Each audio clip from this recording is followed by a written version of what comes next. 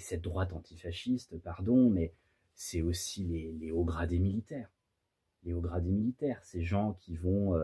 moi, ils me font rire à chaque fois. Je regarde pas beaucoup les chaînes info, mais des fois, je regarde par exemple une chaîne qui s'appelle LCI, qui est la chaîne de l'OTAN, vous savez, où vous avez toujours des militaires.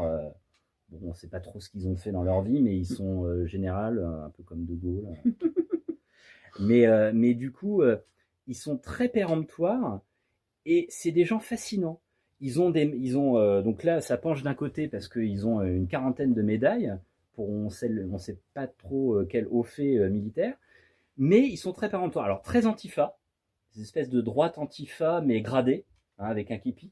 Donc oui, la France, mais le patriotisme, hein, pas le nationalisme. Hein. Et ces gens-là, alors vous l'écoutez, donc ils sont marrants parce qu'ils disent oui, l'Ukraine, il faut aider l'Ukraine parce que vraiment, là, on est vraiment en danger, alors que le pays est à feu et à sang. On a des émeutes urbaines tous les 3 ans. Mais ça va, c'est pas Poutine. Non, non, mais voilà, mais ça, c'est pas grave. On sait pas du tout comment les gérer. Je pense que même l'armée je sais pas si elle est même capable de gérer ça. On sait pas. Hein. En fait, on n'a pas l'info. C'est un peu inquiétant d'ailleurs. Bon.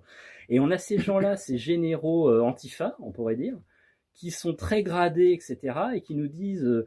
Alors moi, ça me fait toujours hurler de rire. Donc déjà, ils commencent leur discours. Le général de Gaulle a dit, toujours le Pontozane, quoi, la tarte à la crème.